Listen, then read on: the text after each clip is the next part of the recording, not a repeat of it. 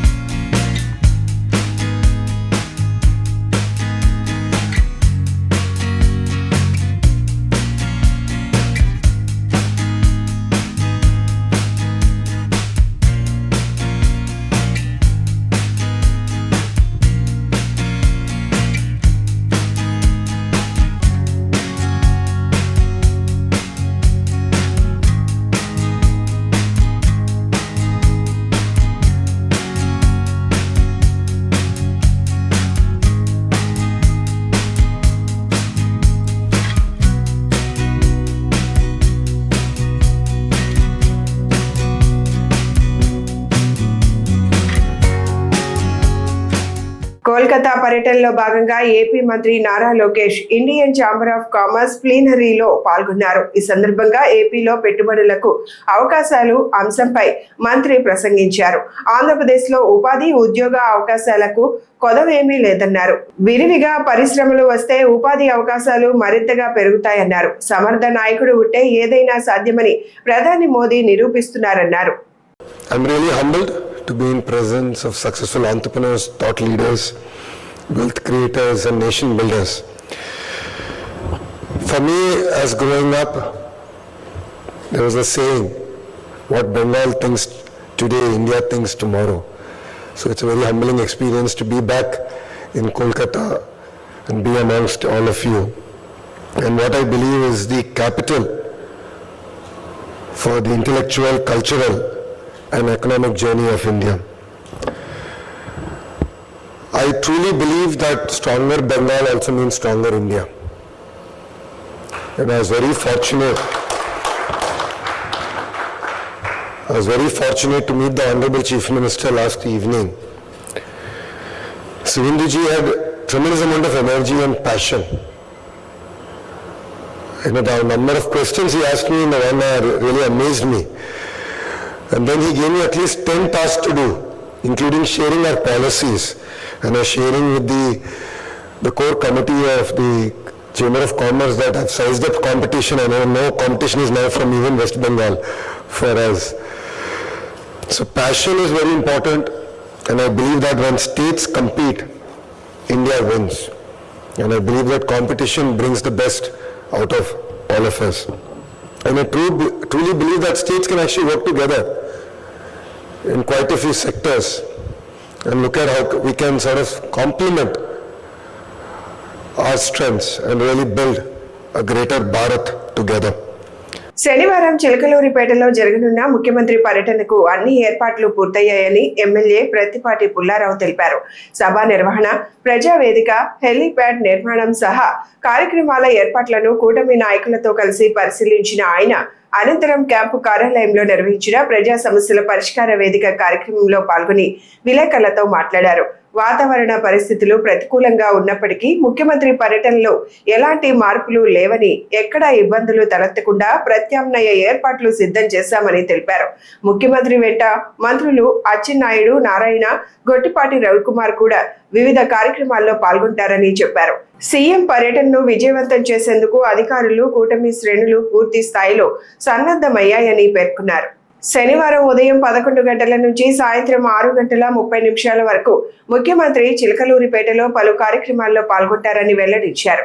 ముందుగా అంగన్వాడీ కేంద్రాన్ని సందర్శించి అనంతరం ప్రకృతి వ్యవసాయ క్షేత్రం నూనెగానుగా గోశాలను పరిశీలించి రైతులు నిర్వాహకులతో ముఖ్యమంత్రి ముఖాముఖి నిర్వహిస్తారని తెలిపారు. భోజన విరామం అనంతరం నియోజకవర్గ స్థాయి కార్యకర్తల సమావేశంలో పాల్గొని వారి అభిప్రాయాలు సూచనలు తెలుసుకుంటారని చెప్పారు. సాయంత్రం 4 గంటలకు స్వచ్ఛాంధ్ర స్వర్ణాంధ్ర అన్నదాత సుఖీభవ కార్యక్రమాల్లో పాల్గొనే ముఖ్యమంత్రి లింగంగుంట్ల ప్రజావేదిక నుంచి రాష్ట్రంలోని 47 లక్షల మంది రైతులకు అన్నదాత సుఖీభవ పీఎం కిసాన్ యోజన నిధులను విడుదల చేయనున్నారని ప్రత్తిపాటి పుల్లారావు తెలిపారు. అలాగే రైతులతో ముఖాముఖి నిర్వహించి ఎల్నినో ప్రభావం, ప్రకృతి వ్యవసాయం, ఆధునిక సాగు పద్ధతులపై అవగాహన కల్పిస్తారని పేర్కొన్నారు. శాసా ప్రోగ్రాం స్వచ్ఛాంధ్ర స్వర్ణాంధ్ర కార్యక్రమం మరియు అన్నదాత సుఖీభవ, 3వ కార్యక్రమం చిలకలూరిపేట నియోజకవర్గ కార్యకర్తల సమావేశం. ఈ 3 కార్యక్రమాలు రేపు ప్రీతం ముఖ్యమంత్రి చంద్రబాబు నాయుడు గారు చిలకలూరిపేటకు రావడం జరుగుతుంది. కూటమి ప్రభుత్వం 2 ఏళ్ల విజయం, అభివృద్ధి, సంక్షేమం, ప్రజలు ఎంత సంతోషంగా ఉన్నారు, ఎక్కడికి వెళ్ళినా కార్యకర్తల సమావేశాన్ని ఏర్పాటు చేయటం, ఇవన్నీ రాష్ట్ర వ్యాప్తంగా జరుగుతూ ఉన్నాయి. రేపు ఉదయం 11 గంటలకి చిలకలూరిపేట రావటం జరుగుతుంది. సాయంత్రం 6:30 వరకు చిలకలూరిపేటలో ఉండటం జరుగుతుంది. ఇన్ని గంటలు ఫస్ట్ టైం ముఖ్యమంత్రి ఒక నియోజకవర్గంలో ఉండటం అనేటువంటిది. రాగానే ఫస్ట్ అంగన్వాడీ కేంద్రాన్ని పరిశీలించడం జరుగుతుంది. అంగన్వాడీ కేంద్రాలు ఏ విధంగా నడుస్తూ ఉన్నాయి, ఇంకా ఏ విధంగా మెరుగుపరచాలి, అంగన్వాడీ కేంద్రాల యొక్క లక్ష్యం నెరవేరుతుందా లేదా, గ్రౌండ్ లెవెల్లో వాస్తవాలు తెలుసుకొని కొన్ని సూచనలు, సలహాలు ఇవ్వటం జరుగుతుంది. అక్కడి నుంచి రెండవది అగ్రికల్చరల్ ఫీల్డ్ విజిట్. ఎల్నినో దృష్టిలో పెట్టుకొని వర్షాభావ పరిస్థితులను తట్టుకునేటువంటి విధంగా ఏదైతే గేదెలకు పాలు ఎక్కువ ఉత్పత్తి చేసేటువంటి విధంగా 30 రకాలైనటువంటి రేపు గ్రాస్ పెంచేటువంటి దానికి సీడు ఫీల్డ్లో పెట్టడం జరుగుతుంది. అదేవిధంగా తర్వాత అక్కడ జిల్లాలో ఎక్కడా లేనటువంటి విధంగా వేరుశనగ ఒరిజినల్గా గానుగా పాత రోజుల్లో 40 సంవత్సరాల క్రితం ఏ విధంగానైతే చేశారో అది పరిశీలించడం. అక్కడే హార్టికల్చర్ కూడా ఉంది, బొప్పాయి తోట ఉంది, వంగ తోట ఉంది, అక్కడే గిర్రెలు ఉన్నాయి, ఆవులు, పొంగనూరు ఉన్నాయి. అదేవిధంగా అన్ని రకాలుగా అక్కడ ఆవుల షెడ్ కూడా ఉంది, గోమాత షెడ్ కూడా ఉంది. ఇవన్నీ కూడా ఫీల్డ్ విజిట్ చేసినాక లంచ్ బ్రేక్ ఉంటుంది. లంచ్ బ్రేక్ అయినాక వెంటనే కేడర్ మీటింగ్ ఉంటుంది, కార్యకర్తల సమావేశం. 1 గంటన్నర పాటు కార్యకర్తల సమావేశం. అది కూడా ఎవరు రావాలి అనేటువంటిది కూడా నిర్దేశించడం కూడా జరిగింది. వివిధ హోదాల్లో పదవుల్లో ఉన్నటువంటి లీడర్స్ 779 మంది అధికారికంగా రాష్ట్ర పార్టీ ఆఫీసు నుంచి కూడా పంపించారు. వారితో సమావేశమైనాక ఫోటోలు కూడా వారితో సీఎం గారితో ఫోటో ఇది కూడా ఉంటుంది. అందరికీ ఫోటో ఇవ్వటం కూడా జరుగుతుంది. ఆ తర్వాత ప్రజావేదిక ద్వారా స్వర్ణాంధ్ర స్వచ్ఛాంధ్ర అన్నదాత సుఖీభవ 7,000 రూపాయలు వారి ఖాతాలో, సుమారు 47 లక్షల మంది రైతుల ఖాతాల్లో రేపు చిలకలూరిపేట నియోజకవర్గం లింగంగుంట నుంచి వారి ఖాతాల్లో, మోడీ గారేమో బెంగాల్లో, చంద్రబాబు నాయుడు గారు మన చిలకలూరిపేట నియోజకవర్గం లింగంగుంటలో వారి ఖాతాలో వేయటం జరుగుతుంది. ఢిల్లీలో వైఎస్ఆర్ కాంగ్రెస్ పార్టీ ఎంపీలు కీలక ప్రెస్ మీట్ నిర్వహించారు. ఈ సమావేశంలో పార్టీ సీనియర్ నేత, రాజ్యసభ సభ్యుడు వైవి సుబ్బారెడ్డి మీడియాతో మాట్లాడారు. ఈ సందర్భంగా కేంద్ర ప్రభుత్వ విధానాలు, ఆంధ్రప్రదేశ్ కు సంబంధించిన పలు కీలక అంశాలు, ప్రజా సమస్యలపై వైఎస్ఆర్సీపీ అభిప్రాయాలను ఆయన వెల్లడించారు. రాష్ట్ర ప్రయోజనాల పరిరక్షణ విషయంలో తమ పార్టీ ఎప్పుడూ రాజీ పడదని, ప్రజల తరపున పార్లమెంట్లో తమ గొంతును బలంగా వినిపిస్తామని స్పష్టం చేశారు. ఆంధ్రప్రదేశ్ అభివృద్ధి కేంద్రం నుంచి రాష్ట్రానికి రావాల్సిన నిధులు, సంక్షేమ కార్యక్రమాలు, ప్రస్తుత రాజకీయ పరిణామాలపై పార్టీ వైఖరిని వివరించారు. రాష్ట్ర ప్రజల ప్రయోజనాలకు సంబంధించిన ప్రతి అంశాన్ని పార్లమెంట్ వేదికగా ప్రస్తావిస్తూ పోరాటం కొనసాగిస్తామని తెలిపారు. సమగ్రమైన దర్యాప్తు జరగాలని చెప్పి కేంద్ర ప్రభుత్వాన్ని కోరే దాంట్లో ఇది కూడా ఒక అంశంగా పెట్టుకోవడం జరిగింది. అదేవిధంగా ఈ ప్రధాన అంశాలు ఈ మూడే కాకుండా రకరకాలుగా ఏదైతే పీడిఎస్ స్కీమ్ కింద ఇచ్చే రైస్ని ఏ విధంగా బ్లాక్ మార్కెట్లో అమ్ముతున్నారు, దీనిపై కూడా సమగ్రంగా దర్యాప్తు జరపాలి. అదేవిధంగా వైఎస్ఆర్ కాంగ్రెస్ పార్టీ అధికారంలో ఉన్నప్పుడు లిక్కర్ పాలసీ కానీ, శాండ్ పాలసీ కానీ ఎటువంటి ఇది లేకుండా ఉండాలని చెప్పి గవర్నమెంట్ షాప్స్ ద్వారా లిక్కర్ అమ్మించే కార్యక్రమం చేశాం. అదేవిధంగా శాండ్ కూడా గవర్నమెంట్ స్టాల్స్ ద్వారా శాండ్ కూడా అఫీషియల్గా అమౌంట్ కట్టి, ఇప్పుడేమో శాండ్ పేరుతో తెలుగుదేశం కార్యకర్తలు, నాయకులు ఉచిత శాండ్ పేరుతో లూటీ చేసే పరిస్థితి ఈరోజు రాష్ట్రంలో ఉంది.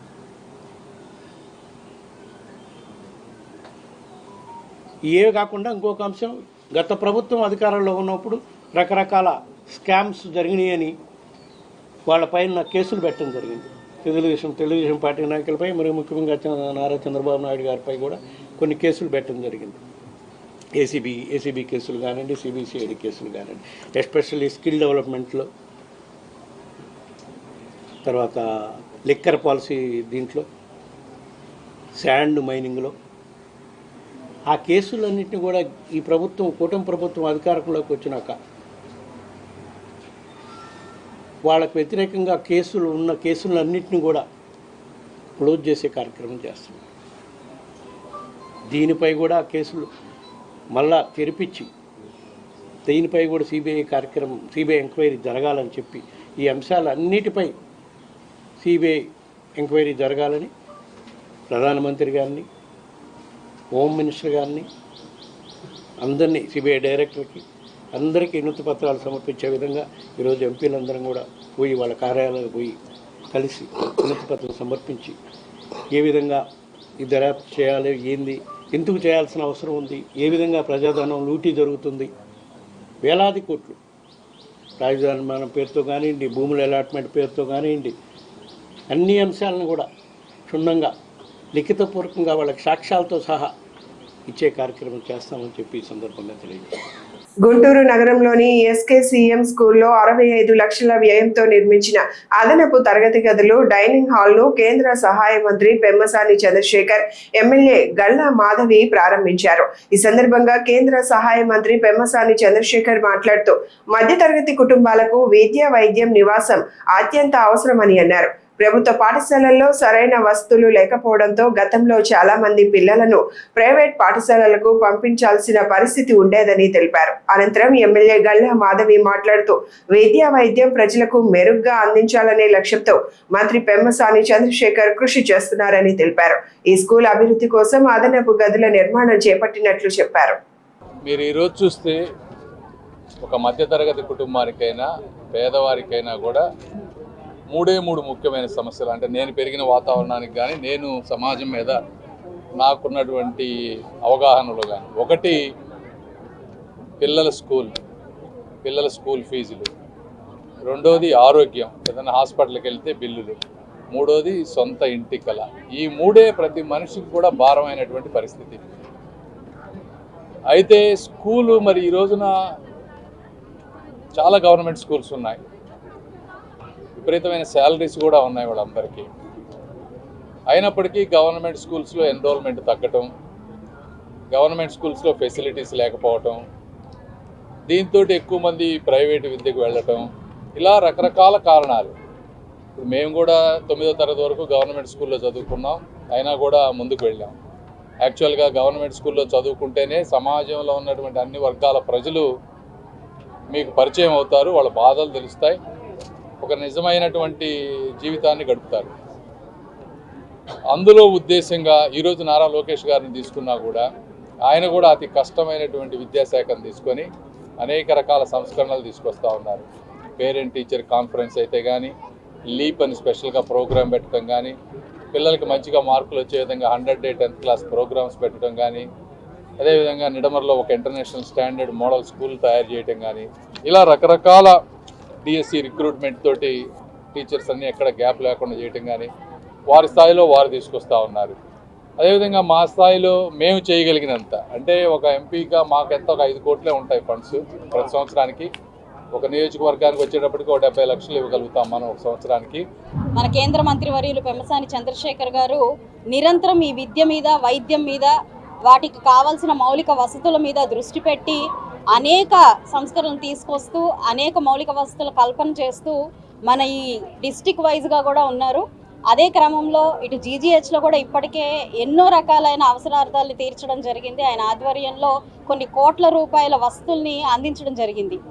ఇప్పుడు విద్యకు వచ్చినప్పుడు అదే క్రమంలో మనకి ఎస్కేపిఎం స్కూల్లో ఎప్పటి నుంచో కూడా దాదాపుగా 6 సంవత్సరాల నుంచి కట్టి వదిలేసిన ఈ బిల్డింగ్ క్లాస్ రూమ్స్ ఏవైతే ఉన్నాయో ఈరోజు ఆయన యొక్క నిధులతో, ప్రత్యేకమైన శ్రద్ధతో ఈ స్కూల్ మీద కాన్సన్ట్రేట్ చేసి ఆ యొక్క క్లాసెస్ అన్నీ కూడా ఆయన ఇవ్వడం అనేది జరిగింది.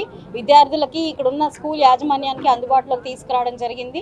మెరుగైన విద్య లక్ష్యంగా ఐటీ శాఖ మంత్రి వర్యులు నారా లోకేష్ గారు ఎంతో కృషి చేస్తున్న నేపథ్యంలో ఈరోజు ఎంపీ గారు కూడా ఇదొక చేయూతను అందించడం జరిగింది. అదేవిధంగా మేము ఈ యొక్క నియోజకవర్గంలోకి వచ్చినప్పటి నుంచి కూడా ఈ స్కూల్కి ఒక 4-5 సార్లు సందర్శించడం జరిగింది. ఇక్కడ కావాల్సిన మౌలిక వసతుల మీద, చిన్న చిన్న అంశాల మీద దృష్టి పెట్టి వాటన్నిటినీ మేము సాల్వ్ చేయడం కూడా జరిగింది.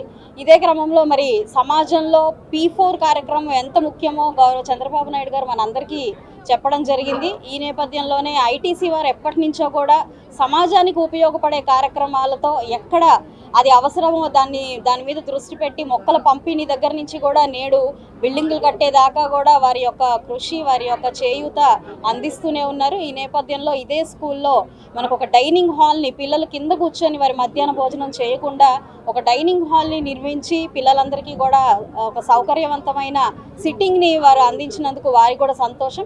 మాజీ మంత్రి గుడివాడ అమర్నాథ్ కీలక ప్రెస్ మీట్ నిర్వహించారు. ఈ సందర్భంగా రాష్ట్ర రాజకీయ పరిణామాలు, ప్రజా సమస్యలు, ప్రభుత్వ విధానాలపై తన అభిప్రాయాలను మీడియా ముందుంచారు. ప్రస్తుత రాజకీయ పరిస్థితులపై స్పందించిన ఆయన ప్రజలకు సంబంధించిన అంశాలపై తమ పార్టీ వైఖరిని స్పష్టంగా వివరించారు.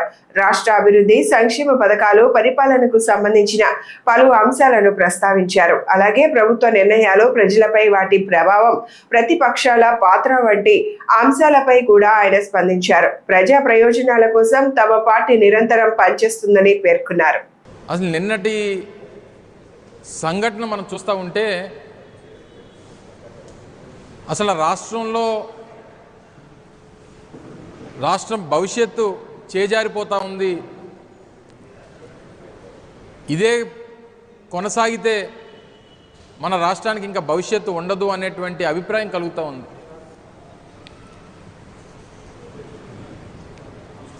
గాదే సాయి కృష్ణ అనేటువంటి 23 ఏళ్ల యువకుడిని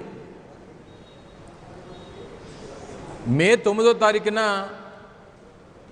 వారి తల్లిని పిలిచి తాను ఎక్కడున్నాడో కనుక్కొని 10వ తారీఖున కృష్ణలంక పోలీస్ వారి కస్టడీలోకి తీసుకొని తల్లిని అనేక మార్లు స్టేషన్కి పిలిపించి చివరికి తల్లి నా కొడుకు ఏమైపోయాడో అనేటువంటి విషయాన్ని పట్టుకొని అనేక మార్లు పోలీస్ స్టేషన్ తిరిగితే సరైనటువంటి సమాధానం ఇవ్వక తాను న్యాయస్థానానికి ఆశ్రయిస్తే, హెబియస్ కార్పస్ వేస్తే చివరికి ఈ మధ్య గడిచినటువంటి 2-3 రోజుల్లో ఏం తేలిందంటే ఆ యువకుడిని చంపి కాల్చేసి బూడిద కూడా దొరకకుండా చేసేసినటువంటి ఘటనని ఈరోజు రాష్ట్రంలో చూస్తూ ఉన్నాం. బహుశా నాకు తెలిసి భారతదేశ చరిత్రలో ఏ రాష్ట్రంలో కూడా ఇటువంటి సంఘటన ఎక్కడ కూడా ఏ రాష్ట్రం కూడా చూసుండదు.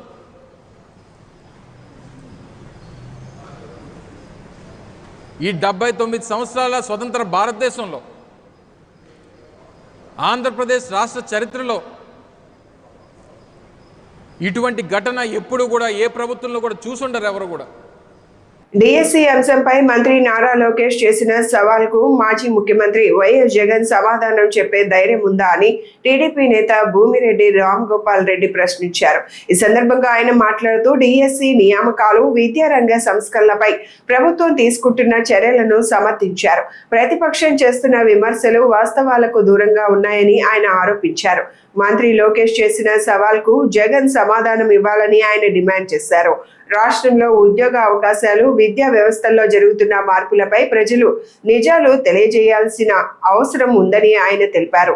ఉపాధ్యాయ నియామక పరీక్షల్లో ఏమీ జరగకున్నా, అత్యంత పారదర్శకంగా జరిగినా కూడా ఏదో విధంగా నిరుద్యోగ యువతలో గందరగోళాన్ని ఏర్పరచాలని, ఏదో జరిగిపోతుందనే ఒక లేని సమస్యను ప్రపంచానికి చాటాలనే దురుద్దేశంతో జగన్మోహన్ రెడ్డి గారు, ఆయన ముఠ ఈ రాష్ట్రంలో డిఎస్సి పైన నానా యాగి చేయడం జరుగుతుంది. మేము స్పష్టంగా చెప్పాం, ఎక్కడ అవినీతి జరిగింది, ఎక్కడ పారదర్శకతకు తిలోదాలకాలు ఇచ్చాం, రండి చర్చిద్దామని చెప్పి పదే పదే సవాల్ చేసినా, విజ్ఞప్తి చేసినా కూడా దానికి సమాధానం చెప్పకుండా నానా రకాలుగా యాగి చేయడం జరుగుతుంది. నిన్న గవర్నర్ దగ్గరికి పోయి ఫిర్యాదు చేశారు. ఈరోజు ఆ పార్టీ ఎంపీలు ప్రధానమంత్రి గారిని, కేంద్ర మంత్రుల వద్దకు పోయి దీనిపైన విచారణ జరపాలని చెప్పి ఈరోజు కూడా ఫిర్యాదు చేయడం జరుగుతుంది. నిన్న బొత్స గారికి, ఈరోజు వైవి సుబ్బారెడ్డి గారికి నేను సూటిగా అడుగుతా ఉన్నా, మీకు అధికారులు, అదేవిధంగా పార్టీ తరఫున మేము కూడా స్పష్టమైన మీరు లేవనెత్తిన ప్రతి అంశం పైన కూడా సమాధానం చెప్పాం. ఇప్పటికి కూడా మీకు విజ్ఞప్తి చేస్తూ ఉన్నా, డిమాండ్ చేస్తూ ఉన్నా, సవాల్ చేస్తూ ఉన్నా, మీకు ఎక్కడైతే ఏ అభ్యర్థికి సంబంధించిన అనుమానాలు ఉన్నాయో వాటిని అన్నింటినీ తీసుకొని రండి. విద్యాశాఖ అధికారులు ఉన్నారు, క్రీడాశాఖ అధికారులు ఉన్నారు, వాళ్ళందరినీ కూర్చోబెడతాం. మీ పాయింట్ ఎక్కడైతే మీరు అనుమానాలు వ్యక్తం చేస్తున్నారో వాటన్నింటిని కూడా నివృత్తి చేస్తామని గతంలో చెప్పాం, ఈరోజు కూడా చెప్తాం, రేపు కూడా అదే చెప్తాం. కానీ మీరు దానికి పోకుండా, అంటే అక్కడికి పోతే మీ డొల్లతనం బయటపడుతుంది. మీరు చేసే ఆరోపణలు ఫేక్ అని ఈ ప్రపంచానికి తెలిసిపోతాయి. ఏదైనా సరే ఒక సమస్య వచ్చినప్పుడు, ఒక ఆరోపణ వచ్చినప్పుడు దాన్ని నిర్ధారించుకోవాల్సిన బాధ్యత అందరి మీద ఉంటుంది. మీరు అలా కాకుండా బురద తల్లేసి మీరు కనుక్కోమని మాట్లాడుతూ ఉన్నారు. పారదర్శకత లోపిందంటున్నాడు బొత్స. పరీక్షలు పారదర్శకంగా జరిగాయి, రిజల్ట్ పారదర్శకంగా జరిగాయి, ప్రశ్నాపత్రాలు కూడా పారదర్శకంగానే అత్యంత రక్షణ ప్రాంతంలో అప్లోడ్ చేయడం జరిగింది. టాటా కంపెనీ వాళ్ళు దాన్ని చేయడం జరిగింది. మీ బాధంతా, బొత్సగారి బాధంతా ఏంటంటే తెలుసా? ఆయన తర్వాత ఈ రాష్ట్రానికి విద్యాశాఖ మంత్రి అయింది లోకేష్ గారు. మీరు బొత్స గారు విద్యాశాఖ మంత్రిగా ఉన్నప్పుడు దాదాపు 50 కోట్ల రూపాయలు డబ్బులు తీసుకొని 2000 మంది ఉపాధ్యాయులై బదిలీలు చేయడం జరిగింది. మీ దురదృష్టవశాత్తు ఎన్నికల కోడ్ రావడంతో ఆ బదిలీలు ఆగిపోయాయి. లోకేష్ బాబు గారు విద్యామంత్రి అయిన తర్వాత ఇవన్నీ కూడా అక్రమ బదిలీలు, వీటన్నిటిపైన విచారణ చేసి ఆపివేయడం జరిగింది. ఆ రోజు నుంచి మీరు లోకేష్ బాబు గారి పైన అక్కసును, కోపాన్ని పెంచుకున్నారు. వైఎస్ఆర్ కాంగ్రెస్ పార్టీ రాష్ట్ర అధికార ప్రతినిధి మాజీ ఎంపీ మార్గాని భరత్ కీలక ప్రెస్ మీట్ నిర్వహించారు. ఈ సందర్భంగా రాష్ట్ర రాజకీయ పరిణామాలు, ప్రభుత్వ విధానాలు, ప్రజా సమస్యలపై పార్టీ అభిప్రాయాలను మీడియా ముందుంచారు. ప్రస్తుత రాజకీయ పరిస్థితులు, ప్రజలకు సంబంధించిన అంశాలపై వైఎస్ఆర్సీపీ వైఖరిని వివరించిన ఆయన రాష్ట్ర ప్రయోజనాల పరిరక్షణ కోసం తమ పార్టీ నిరంతరం పనిచేస్తుందని తెలిపారు. అలాగే ప్రభుత్వ నిర్ణయాలు, అభివృద్ధి కార్యక్రమాలు, ప్రజా సంక్షేమ అంశాలపై స్పందిస్తూ పలు విషయాలను ప్రస్తావించారు. మీడియా ప్రతినిధులు అడిగిన ప్రశ్నలకు సమాధానాలు ఇస్తూ పార్టీ అభిప్రాయాలను స్పష్టం చేశారు. సాయి కృష్ణ అనే ఒక యువకుడిని, అతని పైన కేసులు ఉన్నాయని పోలీస్ స్టేషన్ కి పిలిపించి చావబాది, కాలుకి గోళ్ళన్నీ కూడా పీకి, మెడ విరిచేసి, కాళ్ళు చేతులు విరిచేసి లాకప్ డెత్ మే నెలలో జరిగింది. ఇది మే మొదటి వారంలో జరిగింది. మీడియాలో వచ్చిన కథనాలు కానీ, వార్తలు కానీ చూస్తే సాయి కృష్ణ అనే యువకుడు మిస్సింగ్ అంటున్నారు. అసలు ఎంత ఆశ్చర్యమో చూడండి. పోలీస్ డిపార్ట్మెంట్ ఒక యువకుడిని హత్య చేసి లాకప్ డెత్ చేశారు. లాకప్ డెత్ చేసిన తర్వాత ఆ స్టేషన్ సర్కిల్ సిఐ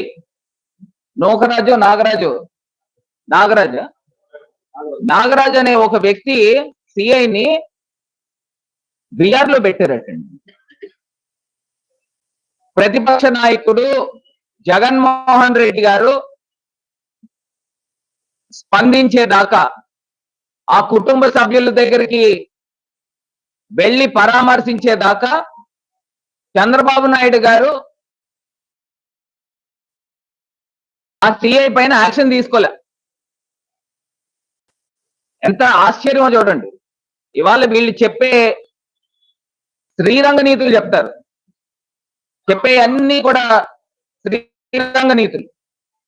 వాళ్ళు చేసే పనులు ఏంటండి? ఇవాళ రాష్ట్ర ముఖ్యమంత్రి ఒక సిఐ విజయవాడ నడిబొడ్డులో ఉన్న ఒక సర్కిల్ ఇన్స్పెక్టర్ లాకప్ డెత్ చేశాడు.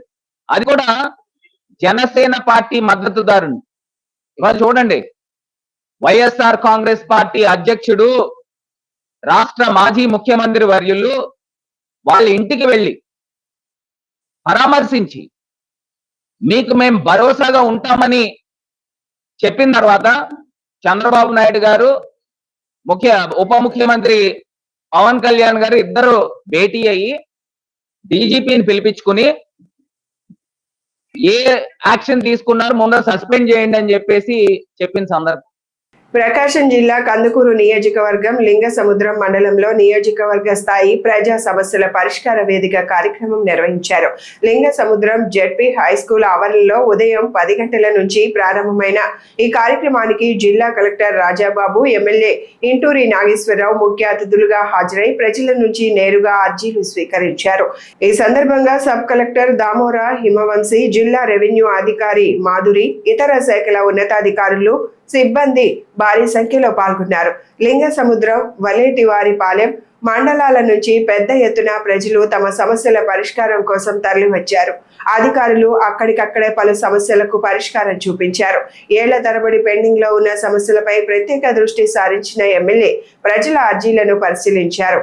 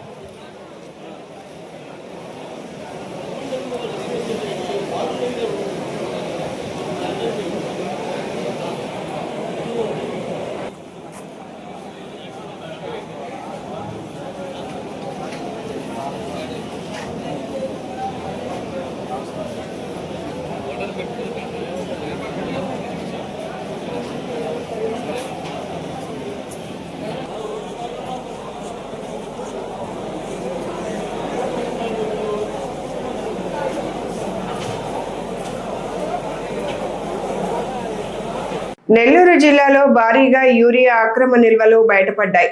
చేజర్ల మండలం ఆదూరుపల్లి గ్రామంలో ప్రభుత్వ నిబంధనలకు విరుద్ధంగా నిల్వ ఉంచిన ఎరువులను విజిలెన్స్ మరియు వ్యవసాయ శాఖ అధికారులు సీజ్ చేశారు.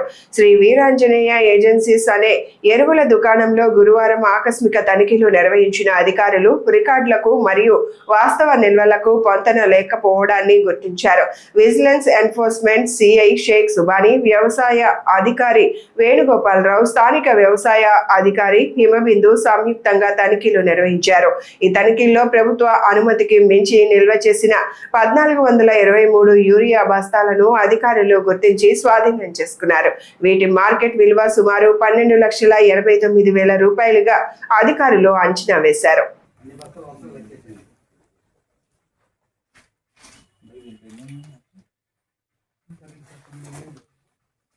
మొత్తం యూరియా కదా? మొత్తం యూరియా ఇవి వచ్చి మొత్తం యూరియా 13 ఇది ఏపీ లేదు, యూరియా ఎక్కువ ఉంది. 13 ఉంది, తీసుకోవాలి మేడం. మీరు శాంపుల్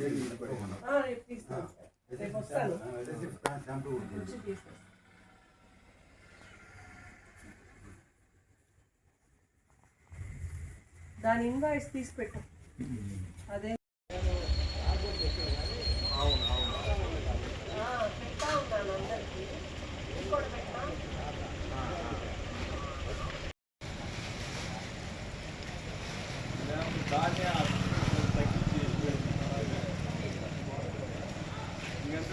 హనుమకొండ జిల్లాలో ప్రత్యేక సమగ్ర సవరణ కార్యక్రమం SIR 2026ను పారదర్శకంగా పగడ్బందీగా నిర్వహించేందుకు అధికారులు, రాజకీయ పార్టీలు సమిష్టిగా కృషి చేయాలని జిల్లా కలెక్టర్ చాహద్ బాస్పై పిలుపునిచ్చారు. జిల్లా కలెక్టరేట్లో నిర్వహించిన సమన్వయ సమావేశంలో ఎన్నికల నమోదు అధికారులు, RTOలు, వివిధ శాఖల అధికారులు, గుర్తింపు పొందిన రాజకీయ పార్టీల ప్రతినిధులు పాల్గొన్నారు. SIR 2026 ప్రక్రియపై ప్రజలకు పూర్తి సమాచారం అందించేందుకు జిల్లా కలెక్టరేట్, ERO కార్యాలయాలు, తహసీల్దార్ కార్యాలయాల్లో ప్రత్యేక హెల్ప్ డెస్క్లు ఏర్పాటు చేసినట్లు కలెక్టర్ తెలిపారు. జూన్ 25 నుంచి జూలై 24 వరకు బూత్ లెవెల్ అధికారులు ఇంటింటికి వెళ్లి ఎన్యూమరేషన్ ఫారాలను పంపిణీ చేస్తారని, ఓటర్లు వాటిని పూర్తి చేసి తిరిగి అందజేయాలని సూచించారు.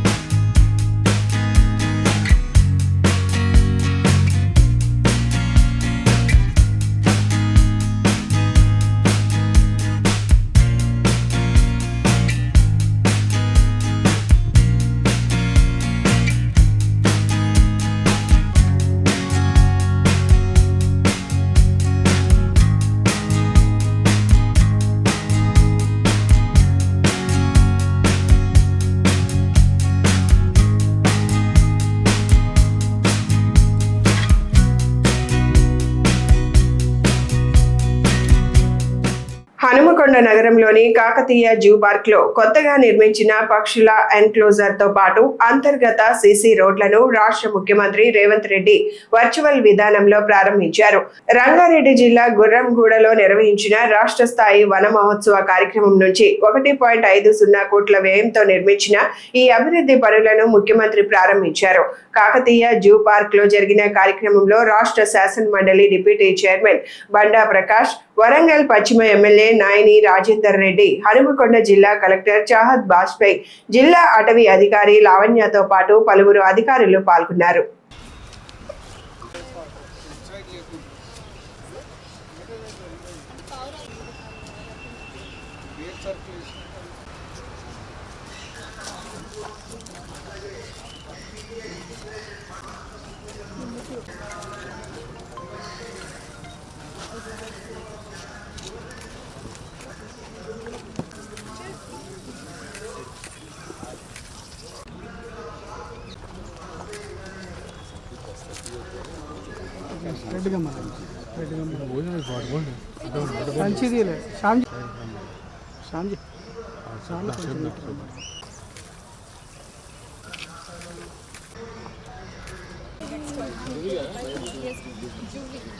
అంటే అది నేరేడు పండు నేరేడు పండు కాదు ఇది but it will grow even in Rocky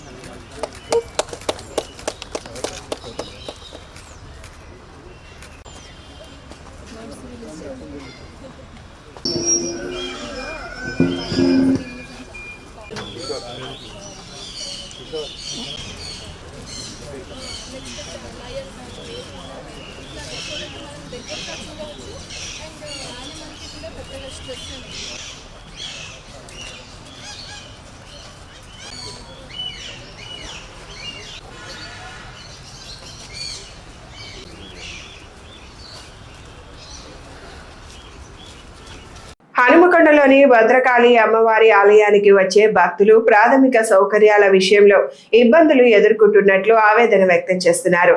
ఆలయంలోకి ప్రవేశించే ముందు భక్తులు కాళ్లు కడుక్కునే ప్రదేశంలో తగినంత నీటి సరఫరా లేకపోవడం వల్ల ఇబ్బందులు పడుతున్నామని చెబుతున్నారు. అలాగే అక్కడ ఏర్పాటు చేసిన కొన్ని ట్యాప్లు సరిగా పనిచేయడం లేదని భక్తులు పేర్కొంటున్నారు. రోజు వందలాది మంది భక్తులు ఆలయాన్ని సందర్శిస్తున్న నేపథ్యంలో కాళ్లు కడుక్కునే ప్రాంతంలో తగిన సౌకర్యాలు కల్పించాలని, ట్యాప్లను మరమ్మతు చేయాలని, నీటి సరఫరాను మెరుగుపరచాలని భక్తులు ఆలయ అధికారులను కోరుతున్నారు.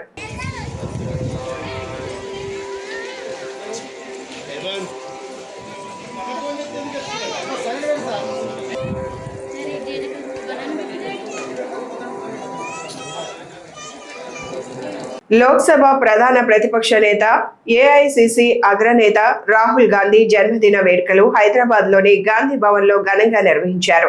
ఈ సందర్భంగా టీపీసీసీ అధ్యక్షులు MLC Mahesh Kumar Goud cake cut చేసి రాహుల్ గాంధీకి జన్మదిన శుభాకాంక్షలు తెలిపారు. ఈ కార్యక్రమంలో కాంగ్రెస్ పార్టీ నాయకులు, కార్యకర్తలు, యువజన కాంగ్రెస్ ప్రతినిధులు పెద్ద ఎత్తున పాల్గొన్నారు. ఈ సందర్భంగా మాట్లాడిన మహేష్ కుమార్ గౌడ్, దేశ యువతకు ఉపాధి అవకాశాల కల్పనే రాహుల్ గాంధీ ప్రధాన లక్ష్యమని అన్నారు. జాబ్ మేళాలో పాల్గొన్న యువతకు అభినందనలు తెలియజేస్తూ యువతే దేశ భవిష్యత్తును తీర్చిదిద్దే శక్తి అని పేర్కొన్నారు.